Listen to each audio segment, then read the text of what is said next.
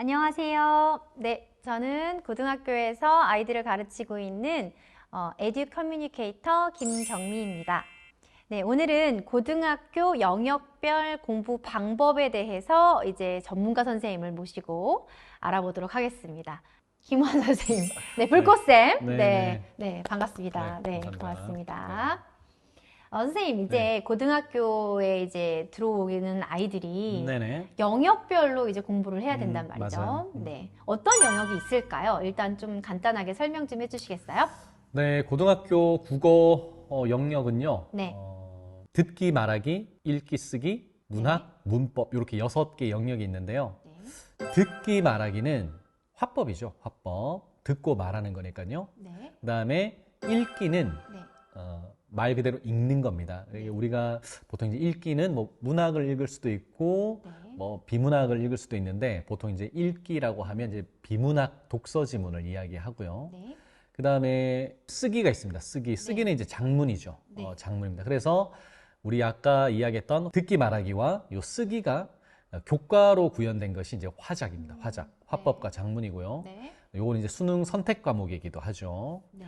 그 다음에 문학과 문법이 있는데 문학은 다시 이제 현대문학, 고전문학으로 나눌 수 있겠고요. 그다음 문법은 말 그대로 이제 문법이고 수능에서는 이제 문법에 매체 영역이 조금 더 추가가 돼서 언어와 매체라는 수능 과목으로 그렇게 정해져 있습니다. 네. 네. 그러면 이제 문학에 대해서 먼저 한번 다뤄보려고 합니다. 문학은 어떻게 공부를 해야 할까요? 사실 문학은 뭐가 있죠, 선생님? 자, 문학은 네. 우리가 보통 갈래를 하면 네. 뭐 서정, 서사, 극, 교술인데 네. 이렇게 하면 이제 학생들이 좀 잘 모르고요. 네. 보통 이제 시, 네. 소설, 뭐 희곡 시나리오, 네. 수필 뭐 이렇게 이제 우리 문학 장르들이 있죠. 네. 네. 근데 이제 우리 학교에서 다루는 문학 작품을 좀 얘기를 하게 되면 뭐 고전도 있어요. 네, 맞습니다. 그러면은 현대시, 현대소설, 그다음에 고전시, 그다음에 고전소설 이렇게 요거를 문학이라고 보면 되겠나요? 네네. 아, 좋아요. 그러면 이제 오늘 이제 집중적으로 다룰 내용은 이제 문학 영역, 현대시, 현대소설, 고전시, 고전소설 요거 이제 4개인데요. 네네. 선생님 이거 어떻게 공부해야 돼요? 뭐부터 공부해야 돼요? 자, 네. 지금 이제 우리가 4가지 영역이 있어요. 문학에는. 네. 자, 일단 근데 크게 현대문학과 네. 고전문학으로 이렇게 나누면 크게는 또 2가지죠. 현대를 먼저 해야 되나 고전을 먼저 해야 되나 이제 이 고민이 생깁니다. 그렇죠. 네. 그런데 이제 여기서는 네. 일단 현대문학을 먼저 하셔야 돼요. 어. 시를 공부하든 소설을 공부하든 간에 현대문학을 공부하셔야 되는 게 왜 그러냐면 네. 이 문학 이론이라고 하는 것이요. 현대에 들어와서 만들어진 거거든요. 그래서 현대에 들어와서 만들어진 그 문학 이론을 가지고 네. 우리가 예전에 만들어진 그때는 문학이라는 영역이 없었으니까요. 네. 그 시대에 쓰여진 글들도 우리가 문학이라는 그 필터를 가지고 거기다가 이제 갖다 대고 되는 이제 거죠. 분석을 하잖아요. 네. 그래서 결국에는 우리가 문학 이론과 직결되어 있는 네. 현대시, 현대소설을 먼저 공부를 하시고 네. 그리고 그것을 토대로 이제 고전 시가나 이제 고전 소설 같은 것들도 네. 그 관점으로 공부를 하시는 게 그래서 선후 관계는 일단 현대 고전이다. 네. 그리고 학생들이 아무래도 이제 고전 같은 경우는 네. 어휘들이 익숙치 않기 때문에 네. 그래서 또 그런 부분에 있어서도 좀 진입 장벽적인 측면에서도 네. 현대 문학을 먼저 공부하는 네. 것이 효율적이다. 그렇게 말씀할 수 네. 있습니다. 자, 그러면 현대시 공부 방법 먼저 한번 얘기해 볼까요? 현대시 너무 범위가 방대해요. 물론 이제 어느 이제 주요 이제 우리 현대시를 이제 많이 다루는 그런 작가들의 이름도 이제 몇 개 생각이 나고는 하지만 이 현대시 우리 아이들 고등학교 공부를 어떻게 준비를 해야 될까요, 선생님? 어려워요. 네. 일단은요, 네. 제가 지난 시간에도 이야기 드렸지만, 문학 공부를 함에 있어서 중요한 것은 네. 이론이에요. 그러니까 우리가 지금 문학을 즐기려고 지금 즐기는 이야기를 하는 게 아니잖아요, 사실. 맞아요. 우리는 지금 현실적인 문제에 봉착해 네. 있습니다. 네. 우리 아이들이 문학을 하면서 네. 문학 공부를 통해서 좋은 결과까지도 지금 우리가 이야기를 해야 되는 부분이고요. 네. 그렇기 때문에 우리가 시 한 편을 읽을 때 그냥 내가 네. 뭐 시간이 남아서 뭐 날씨가 너무 좋아서 네. 시를 읽을 때 우리가 이론 안 따지잖아요. 그렇죠. 시 보면서 그냥 가슴으로 느끼는 거잖아요. 네. 근데 시험 시간에 이렇게 하면 안 안 되잖아요. 돼요, 여러분. 그렇기 네. 때문에 네. 이론이 중요한 겁니다. 아, 그래서 철저한 그 문학 이론을 토대로 한 상태에서 네. 이제 그 작품을 내가 분석을 하고 네. 그래서 분석을 할 때도 이제 현대시 같은 경우는 네. 딱 그 틀이 있어요. 자, 틀이 뭐냐면 이 엄청 많이 들었을 텐데 일단 시에서 나오는 시적 화자가 있잖아요. 네. 화자. 네, 말하는 네, 사람. 말하는 사람. 네. 그럼 이 사람이 뭐 남자일 수도 있고 여자일 수도 있고 노인일 수도 있고 아이일 수도 있고 네. 심지어 뭐 등장하지 않을 수도 있고요. 그렇죠. 네, 뭐 내 내면의 소리일 수도 있고요. 네. 어쨌든 이 화자가 누군지 먼저 파악을 하고. 하고. 근데 이 화자를 파악하는 부분 중에서도 또 중요한 게 뭐냐면 네. 화자가 놓여져 있는 상황, 시적인 상황이 어떤 상황이냐. 이별한 상황이냐, 누군가를 네. 만나러 가는 네, 상황이냐, 가족이랑 떨어져 또 있느냐. 그런 상황이냐. 네. 온갖 다채로운 상황들이 있잖아요. 맞아요. 근데 이 상황들이 네. 우리 일상과 동떨어지지 않았어요. 맞아요. 이게 다 우리 일상이에요. 네. 그래서 내가 경험한 그 일상들을 네. 여기에 그대로 접목시켜 보면 되는 네. 거죠. 그래서 얘가 네. 얘가 이런 상황이구나. 네. 이런 상황. 근데 물론 우리가 전쟁이나 이런 거는 겪지 모르지만, 못했지만 네. 그래도 상상은 할 수 있으니까. 네. 그래서 그렇게 시적 상황까지도 분석을 합니다. 네. 그러면 화자와 네. 상황을 분석했어요. 네. 화자가 가만히 있지 않잖아요. 그렇죠. 화자가 무언가를 바라보겠죠. 그 그렇죠. 바라보는 대상이 네. 바로 시적 대상입니다. 그래서 화자가 무엇을 바라보고 있는지를 우리가 봐야 돼요. 그리고 네. 화자가 바라보면서 이야기를 계속 하거든요. 네. 저거네? 저거 보니까 저거 생각이 나네? 저거 되게 예뻐 보인다? 저거 네. 슬퍼 보인다? 네. 그래서 그 바라보고 있는 대상을 시적 화자가 어떻게 받아들이고 있는지를 네. 우리가 잘 분석을 해야 되고요. 네. 그리고 가장 중요한 거. 네. 그것을 바라보는 네. 시적 대상을 바라보는 시적 화자가 네. 마음 상태가 어떠냐. 정성. 네, 정성. 기쁘냐, 슬프냐, 외롭냐, 괴롭냐. 네. 그래서 이런 다양한 정서들도 우리의 삶과 동떨어져 있지 않아요. 네. 우리의 다채로운 감정들도 네. 시적 화자에게 그대로 적용될 수 있거든요. 네, 네. 그래서 그래서 화자가 이런 정서를 느끼고 있구나. 네. 그리고 하나 더 하자면 네. 그 정서를 느끼면서 네. 화자가 시가 끝이 날 수도 있어요. 음, 근데 또 어떤 시는 네. 태도까지 나와요. 음, 이런 정서를 시적 느끼면서 태도. 네네 화자의 태도. 네. 그래서 화자가 네. 나 그러면 나 이 너무 불쾌해. 네. 나 이거 깨어 부술 거야. 네. 그래서 맞닥뜨릴 수도 있고요. 또 어떤 화자는 힘들어. 난 그냥 피할래. 회피할 수도 있고. 네. 그러니까 이 다양한 태도 이게 결국 또 우리의 삶의 태도예요. 네. 그래서 결론은 뭐냐? 시는 우리의 삶에서 벌어지는 일들, 우리가 바라보고 느끼고 생각하고 행동하는 그 모든 것들을 네. 한 편의 글로 표현했는데 표현할 때 중간중간 여백, 생략이 많아서 중간중간 생략이 많아서 여백들이 있다. 그래서 그 여백들을 네. 내가 이렇게 앞뒤 전후 맥락을 통해서 네. 메우면서 읽어야 되고 네. 그리고 또 어떤 말은 또 요 말을 대신해서 뭐 비유적으로 표현한다라든지 뭐 네. 요런 표현들. 네. 그래서 그런 시만의 독특한 네. 그 어법이 있기 때문에 네. 이제 그런 것들은 내가 이제 문학 이론으로 현대시 이론으로 그런 것들은 감당하면 네. 된다. 그래서 그렇게 시를 잘 이해하는 것에 초점을 두시고 네. 그렇게 해서 시를 잘 이해하면요. 네. 그리고 문제를 푸는 부분들은 네. 굉장히 수월할 수 있어요. 그래서 문제가 어렵냐 쉽냐는요. 네. 어떤 문제로 치환이 되냐면 네. 내가 이 시를 잘 이해했느냐 이해하지 않았느냐가 되는 겁니다. 그래서 내가 이 문제 되게 쉬웠어 라고 하는 것은 결국 내가 이 시를 너무 잘 이해하고 있다라는 것이고요. 이 시 너무 어려워, 이 문제 너무 어려워 라고 하는 것은 내가 이 시를 지금 제대로 이해하지 못했구나 라고 이해하시면 된다라는 거죠. 그러면은 난이도가 거기서 조절이 될 것 같아요. 그러니까 이제 화자가 분명하게 드러나고 태도나 심리, 뭐 시적 대상이 분명하게 드러나는 문제들 같은 경우는 누가 읽어도 알아보기 쉽고 그리고 이해하기에 굉장히 적합하기 때문에 문제를 풀어내는데 난이도를 높이고 싶을 땐 어려운 시를 내겠죠. 그렇죠. 알 수 없는 시. 그렇죠. 아니 읽고는 있는데 나는 누구인가 여기는 어디인가 이런 생각이 들게 하는 그런 어렵게 난이도를 만들고 싶을 땐 확실히 현대시에서 그게 가능할 수 있겠군요. 그래서 전국에서 하나 틀린 아이들이 현대시에서 많이 깎였다 그런 얘기가 여기서 나올 수 있겠군요. 그러면 상위권 아이들은 사실 그렇게 이제 분명하게 드러나지 않는 그런 시들을 어떻게 보면 연습해야 될 그죠? 그런 필요성이 여기서 또 느껴지게 되겠군요. 그래서 우리가 네. 이제 많은 학생들이 이제 또 실수를 하는 부분이 네. 시는 네. 이렇게 짧잖아요. 네. 자, 시는 짧으니까 네.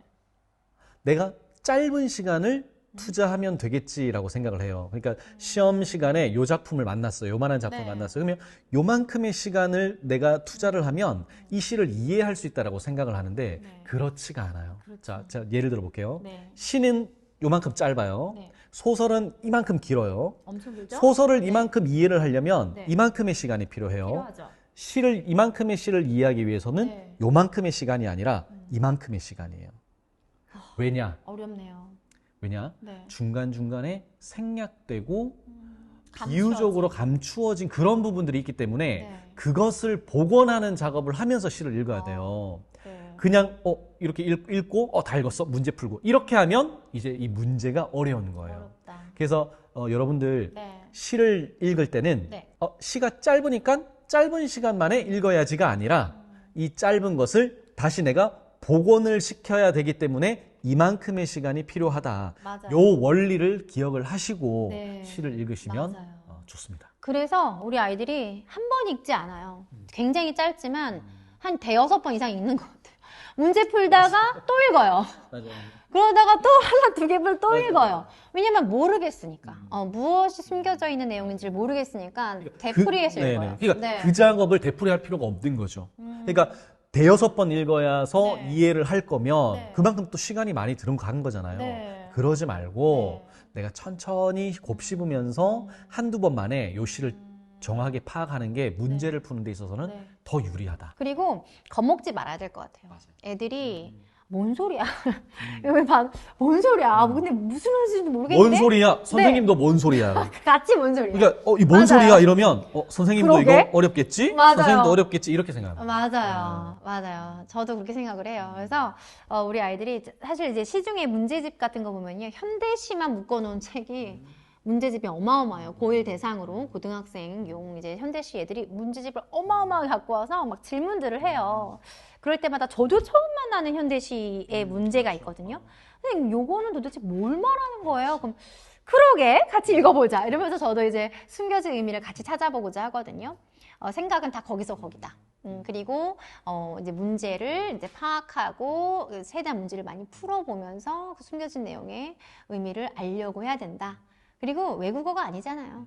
한국어잖아요. 그죠? 숨겨놨을 뿐이지. 그래서 충분히 할 수 있다. 이런 자신감이 기본적으로 필요할 것 같습니다. 그럼 이제 자연스럽게 네. 제가 말씀을 받아서 네. 고전 시가로 한번 넘어가 볼게요. 고전. 자, 그러면 네. 결국 고전 시가는 뭐냐? 어려워요. 현대시에서 쓰이는 어휘만 네. 예전 어휘인 거예요. 아니에요, 선생님. 너무 뭐랄까? 너무 옛날 말이었고, 네네. 왜 앞뒤 무슨 문장 자체도 우리가 이제 요즘에 이런 문장 안 쓰는데 그런 표현들 이게 그저 그냥 어휘만 바뀌었다 이렇게 봐야 되는 건가요? 너무 어려워요. 왜냐면 진짜 읽지도 못하겠어요. 처음 시작도 못하겠어. 옛날 고어들을 자, 어떻게 해야 돼요? 그래서 진입 장벽이 좀 높죠. 네, 높아요. 높죠. 그래서 네, 제가 네. 선물을 하나 준비했는데요. 네, 우리가 고전 시가에서 쓰이는 네. 어휘들은 네. 뭐 여러 개가 있어요. 여러 여러 개 개가 있죠. 있는데 네, 네. 그런데 네. 이게 일종의 패턴화가 돼 있어요. 그래서 음. 우리가 한 100여 개 정도가 되는 고전 시가 어휘를 이해를 하면요. 네. 그 이해를 하면 네. 물론 그것이 외우면? 익숙해지기까지는 네, 네. 좀 시간은 걸리겠지만 네, 맞아요. 그것만 네. 내가 정확하게 이해하고 외우고 딱 봤을 때 무슨 뜻인지를 알게 되면요. 네.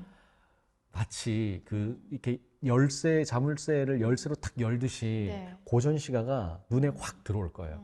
그리고 그 한 100여 개 정도 되는 그 단어만 여러분들이 이해를 하면 네. 그 나머지 단어들은 맥락을 통해서 자연스럽게 읽히게 되거든요. 그리고 네. 고전 시간에서 쓰인 어떤 문학적인 기법은요, 네. 기교나 기법은 현대시에 비하면 단순할 수밖에 없어요. 맞아요. 주제도 현대시에 비하면 몇 개 안 돼요. 정형화되어 있어요. 네, 뭐 네네네. 춤, 그죠? 맞아요. 효, 네, 네. 그다음에 뭐 사랑, 네네. 또 뭐가 있나요? 뭐 그 정도가 그 정도죠. 다죠. 네, 뭐 자연 네. 친화 뭐 이런 건데. 맞아요. 네. 그래서 우리가 고전 시가를 네. 파악할 때 요런 조건만 갖추면 오히려 고전 시가는 더 쉬워요. 맞습니다. 그래서 많은 국어 선생님들은 현대시를 푸는 것보다 고전 시가를 푸는 게 더 수월합니다. 맞아요. 선생님도 그렇죠. 네, 맞아요. 네. 저도 우리 아이들 가르칠 때 사실 아까 말씀하셨듯이 진입 장벽이 높게 느껴지는 것 뿐이지 알고 보면 사실 쉽다. 그리고 작품이 많지 않아요. 맞아요. 뭐 사실 옛날 거잖아요. 옛날 거다 보니까 기록에 의해서 남겨진 작품들을 우리가 배우는 건데 사실 우리에게 이제 우리가 습득하고 알아야 될 작품들이 그렇게 많지가 않기 때문에 오히려 좀 부지런하고 좀 관심 있는 아이들은 고전 시가에서는 틀릴 일이 많이 줄어든다. 네, 저도 그렇게 봅니다. 고전 시가도 네. 내가 꼭 공부를 해야 할 어떤 필수적인 작품들의 개수가 네. 정해져 있기 때문에 맞아요. 잘 스케줄링 하셔가지고 내가 공부를 하면 충분히 정복 가능하다. 그렇게 말씀드릴 수 있습니다. 네, 네. 좋습니다. 네. 그러면 이제 고전시, 고전시가를 이제 이어서 말씀을 드렸어요. 아니, 현대시, 고전시를 네. 이어서 말씀드렸고, 이제 소설, 이 소설이 이게 또 이제 문제입니다. 네. 너무 길어요. 그리고 요즘 이제 문제 나오는 걸 살짝 보면 이제 앞부분 줄거리를 살짝 넣어주고 그다음에 주요 내용 넣고 뭐 덜어는 뒷부분 줄거리까지도 넣어서 자기는 전체 소설을 이제 두고 문제가 나오는 거예요. 근데 소설도 읽어야 되겠고 문제도 풀어야 되겠고 선생님 어떻게 하면 일단 현대 소설부터 얘기를 해볼까요? 네. 현대 소설 어떻게 하면 잘할 수 있나요? 준비를 할 수 있나요? 자, 네. 우리가 소설을 읽는 것은 사실 지금 우리의 문학 장르 중에서 네. 가장 전성기를 맞이하고 있는 건 사실 소설이에요. 그래서 대중들도 이 소설을 가장 즐겨 읽고 가장 편하게 생각하고 또 우리 그런 말 하잖아요. 네. 나 소설 한 편 써볼까? 뭐 이런 말도 되게 쉽게 하고 네. 그만큼 진입 장벽이 낮은 네. 우리가 쉽게 향유할 수 있는 그런 문학 장르입니다만 네. 근데 이제 우리가 중요한 거는 여기 이제 네. 시험에서는 네. 현대 소설이 출제가 되는 네. 그 일종의 패턴이 정해져 있습니다. 그래서 네. 우리가 현대시 문제를 잘 풀려면 네. 현대시를 잘 이해해야 돼요. 작품을 잘 이해해야 돼요. 네. 마찬가지로 네. 우리는 현대 소설과 관련된 문제를 잘 풀려면 네. 현대 소설을 잘 이해해야 근데 합니다. 너무 많아요, 작품이. 맞아요. 어떻게 네네. 해요? 자, 많은데 네. 근데 일단은 제가 조금 그 문제풀이와 관련해서 좀 말씀을 드리면 네. 현대 소설을 우리가 그 시험에 출제를 할 때는 네. 의미 없는 장면을 넣진 않아요. 우리가 발단, 전개, 위기, 절정, 결말이 있잖아요. 네. 대부분 네. 위기나 절정이나 결말 단계에서 굉장히 극적인 장면을 작품 속에 넣거든요. 그렇죠. 왜냐하면은 네. 거기서 주제가 나와야 돼요. 주제가 나와야지 네. 관련된 주제에 대해서도 질문을 할 수가 있고요. 네. 그래서 이제 우리가 소설을 읽을 때에는 네. 일단 가장 중요한 게 네. 주인공을 찾아야 됩니다. 주인공. 네, 주인공이 누군지. 네. 네. 누구지? 얘가 남자인지 여자인지 결혼을 했는지 안 했는지 네. 그래서 우리가 캐릭터라고 하죠. 네. 그 캐릭터 분석을 해야 돼요. 그래서 계속 읽으면서 네. 이런 사람이었네? 네. 과거에 이런 경험이 있었네? 하면서 그 캐릭터를 분석을 해야 되고요. 근데 소설은요. 네. 한 명만 등장하는 게 아닙니다. 그렇죠. 네. 인물 관계 관계가 구조가 나와요. 너무 네, 많아요. 네. 그래서 맞아요. 캐릭터, 이 캐릭터, A 네. 캐릭터, B 캐릭터, C 캐릭터, 캐릭터에 관해서 네. 우리가 계속해서 정보를 정리를 하면서 읽어야 되고요. 그리고 네. 이제 출제 난이도를 높이는 것도 사실 캐릭터 수거든요.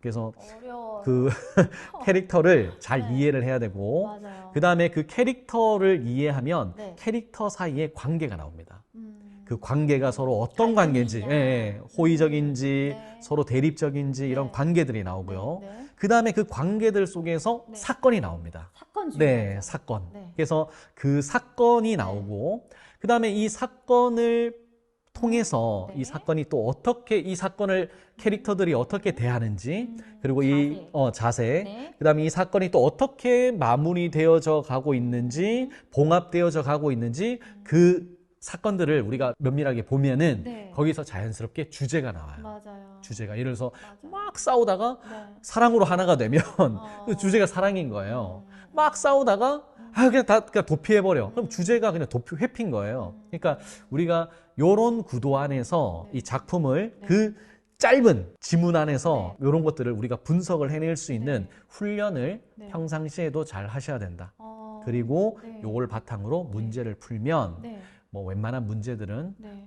풀리게 되는 것이죠. 네, 그러면 우리 이제 학부모님들은 내신도 잘 나와야 되겠고 수능도 잘 나와야 되겠고의 어떤 두 가지 트랙이란 네. 말이죠. 우리 앞에서 네. 말씀드렸었던.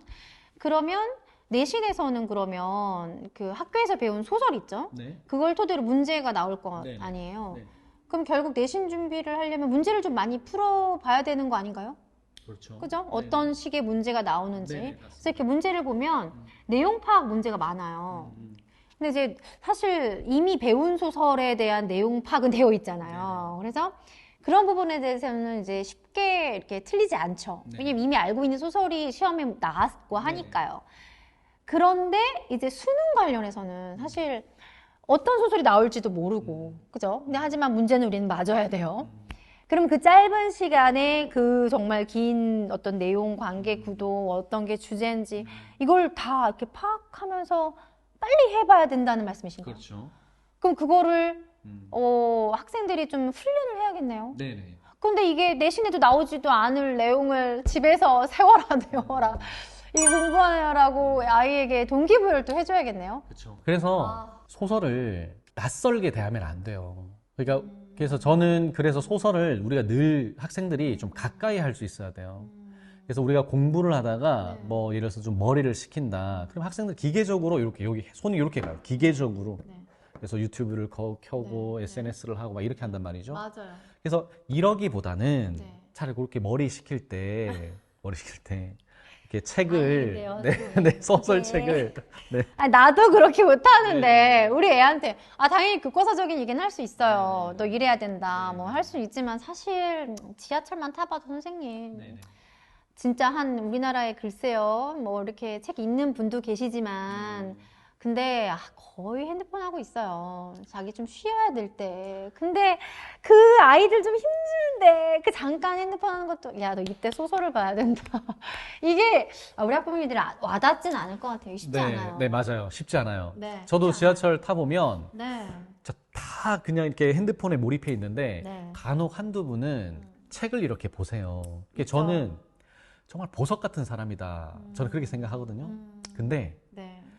바로 우리 아이들이 네. 그런 보석 같은 사람이 돼야 돼요. 그래서 맞아요. 그렇게 보석처럼 빛나야지 네. 시험에서도 빛나는 거예요. 어려워요. 그래서 제가 네. 예전에 이제 수업을 한 적이 있어요. 1년 동안 박경리 작가의 소설 토지를 20권을 네. 다 읽히는 수업이었는데요. 아니 1학년 그러니까 고1이요? 고1도 했었고요, 고2도 했었고요. 1년 내내요? 네네. 그걸 1년 다 동안. 읽혔어요? 네네. 다 읽어요, 정말? 다 읽었을까요? 뭐 하라는 것만 하면 되니까 이런 애들도 있었겠고 뭐 끝까지 읽은 애들도 있었겠고 근데 선생님이 어떠한 미션을 주느냐에 따라 달라질 것 같아요. 다 읽었어요. 어... 다 읽었어요. 자, 그래서 네. 이게 불가능한 게 아니에요. 소설을 읽는 게 네네. 소설 읽는 게 불가능한 게 아니에요. 이게 결국에는 또 습관이에요, 습관. 습관이죠. 네, 그래서 네. 제가 이제 그 20권을 학생들과 읽으면서 수업을 했는데, 그래서 이제 우리 시험 기간 뭐 2주, 3주 전에는 이제 못 읽고, 또 네. 방학 때는 못 읽고, 이제 뭐 이런 걸 다 계산을 해보니까, 대략 하루에 4, 50페이지 정도를 읽으면 2주 만에 한 권을 읽을 수가 있더라고요. 그런데 그 4, 50페이지가 또 이제 이 판형이 좀 작아가지고 A4 용지로 따지면 또 몇 장 안 돼요. 그러니까 하루에 그만큼씩 읽는 것이 가능하냐? 충분히 가능하다. 제가 해보니까 충분히 가능하다. 그리고 물론 그 아이들이 그렇게 해줄 수 있는 네. 토대가 마련되었기 때문에 가능한 건 맞아요. 그래서 우리가 뭐 어머님들이 또 좋은 학생들이 읽을 만한 좋은 책들이나 그런 것들을 이렇게 환경들을 갖추게 해 주시면 아니면 같이 읽어도 돼요. 엄마랑 같이 읽어도 되고 작품을 정해서 그래서 오늘은 우리 30페이지까지 읽자 뭐 그렇게 해서 뭐 밥 식사하면서도 이야기를 나눌 수도 있고 어려워. 아, 네. 제가 너무 이상적이죠? 너무 이상해요. 네네. 아, 이게 가능한가요? 지금 당장 네가 어제 학원 가냐 안 가냐 이걸로 얘기를 해야 되는데. 네네. 아, 너무 어려워요. 근데 너무 맞는 말씀은 맞아요. 저번에 옛날에 아이유가 부모님한테 뭔가 잘못을 했을 때 부모님이 두꺼운 소설책을 주면서 이걸 다 읽으라 그랬대요. 근데 자기는 그게 너무 싫었지만 어쩔 수 없이 해야 했고 어쨌든 읽었다고 하더라고요. 이제 버리긴 했지만. 근데 이제 뭐 하나의 그냥 하나의 예가 될 수는 있는데 진짜 좀 독서를 생활화하는 거는 진짜 필요한 거는 같아요. 근데 사실 어려운 독서를 하기는 사실 너도 나도 힘들잖아요. 그런데 좀 재미있는 소설 같은 거. 좋아요. 그런 거는 정말 좀 아이한테도 얘기해 줄 만도 하고 내가 조금 내가 앞부분 읽었는데 이렇게 시작해. 난 그 다음 괜찮을 것 같은데 같이 읽어볼래? 뭐 이런 부분들 이제 엄마가 항상 필요한 얘기 막 엄마가 이렇게 막 학업 관련해서만 얘기하는 것보다도 이런 이렇게 소설 부분에 있어서 계속 얘기를 해주면서 함께 읽어보려고 노력하는 거 굉장히 힘들지만 필요하다고 생각합니다. 네, 맞아요. 결국에는 문학은 네. 뭐 모든 영역이 다 마찬가지겠지만 네. 결국 즐기는 사람이 최고의 자리에 오를 수밖에 없어요. 네. 그래서 너무 딱딱하다라고 생각하지 마시고 네. 그렇게 또 학생들 수준에 맞는 소설들이 얼마든지 많이 있으니까 네. 그래서 손에서 네. 좀 친숙하게 그렇게 네. 소설들을 읽으면 네. 내가 늘 읽던 작품이 내가 늘 읽던 글이 시험에 구현이 되는 거예요. 평소에는 읽지 않다가 시험 문제를 풀기 위해서 이 텍스트를 마주하는 것과 내가 늘 마주하던 텍스트가 시험에 나왔네라고 하는 것은 이미 관점도 다르고요. 네. 또 아이들의 마음 자세 그리고 자신감 이런 것들도 다 달라지기 때문에요. 네. 현대소설은 네. 그렇게 현실 속에서 누리면서 향유하면서 공부를 하는 것이 네. 좋겠다. 그렇게 제가 말씀을 드립니다. 네. 네. 쉽지 않지만 좋겠다. 네. 그리고 이제 고전소설로 넘어가 볼까요? 고전소설은 일단 더 모르겠어요. 현대소설이야 사실 우리 주변에서 있을 법한 그런 개연성을 가지고 사실성을 토대로 만들어지는 거기 때문에 이해도 잘 될 수 있지만 고전소설은 옛날이고 그리고 양도 어마어마하고 또 인물이 너무 많이 나와요. 이런 고전소설 우리 아이들이 그냥 어떻게 준비해야 될까요? 어떻게 해야 돼요? 이 두트랙을 위해서 어떻게 해야 될까요? 자, 네. 우리가 앞서서 문법 공부를 할 때 좀 장벽이 있다라고 했잖아요. 있죠. 그리고 어휘. 네, 맞아요. 네. 그리고 고전 시가를 공부할 때도 네. 장벽이 있다고 했어요. 그렇죠. 그래서 결국에는 네. 이 처음에 있는 장벽들을 우리가 수영을 하더라도 네. 물에 떠야 되잖아요. 그렇죠. 그게 다 장벽, 진입 장벽이거든요. 고전 소설의 진입 장벽은 고전 시가하고 비슷해요. 결국 어휘입니다. 네, 어휘인데 옛날 말? 네, 옛날 말인데 네. 근데 이제 지금 그 고전 소설을 원문으로 공부하는 데는 없어요. 없죠. 출제도 네. 마찬가지고요. 맞아요. 그래서 다 현대 어플이. 현대 번역이 다 돼 있고요. 네, 네. 그래서 저는 이렇게 네. 추천합니다. 어떻게요? 고전 소설은 네. 일단 네. 유충렬전을 네, 제가 특정 작품을 이야기하는 거예요. 네. 유충렬전을 단행본을 구하셔서 처음부터 끝까지 읽으면 됩니다. 어려울 거예요. 재미도 좀 없을지도 몰라요. 근데 네. 읽다가 보면 약간 삼국지 비슷한 느낌도 들고요. 그래서 네. 우리 고전 소설은 주제가 거의 정해져 있어요. 그러니까 그 소설의 장르가 정해져 있거든요. 네. 예를 들면 영웅 소설이 있고요. 네. 애정 소설이 있고요. 네. 그다음에 장기소설. 그다음에 또 네. 가문 소설이 있고요. 맞아요. 그게 다예요. 그러니까 영웅밖에 생각이 네. 안 나는 거 왜 이런 거죠? 네, 그래서 네.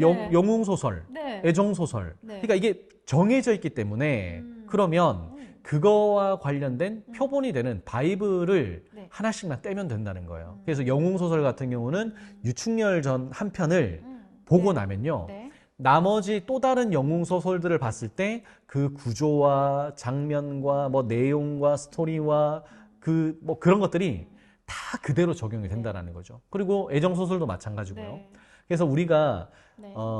일단 고전 소설의 시작은 네. 가장 진입 장벽이 높다라고 하는 네. 그리고 가장 분량이 많은 또 영웅 소설 중에 한 편인 유충렬전을 한 권을 딱 읽어보시면 요런 느낌이구나. 내가 공부를 해야 될 고전 소설이 요런 느낌이네. 요런 내용들이구나. 그것이 진입 장벽을 넘어서는 거고요.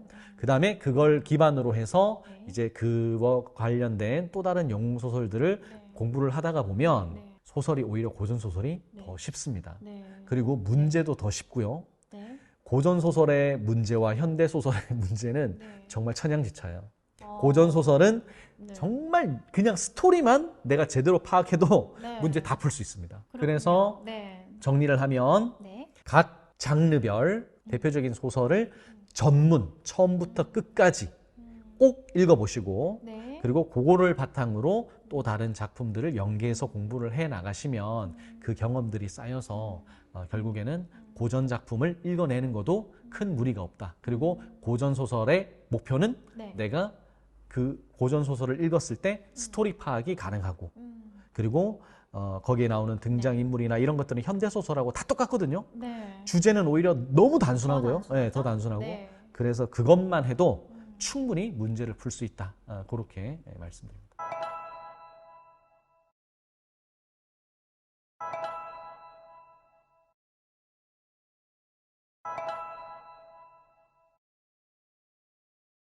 네, 오늘 고등학교 영역별 공부 방법을 우리 김한 선생님께서 말씀해 주셨는데 이제 문학을 오늘은 다뤘습니다. 네, 너무 감사합니다. 우리 학부모님들이 이거를 현실에 적용을 할 수 있으시기를 우리가 응원을 드리면서 네, 다음 시간에는 또 다른 주제로 다루도록 하겠습니다. 네, 지금까지 시청해 주신 학부모 여러분 감사합니다.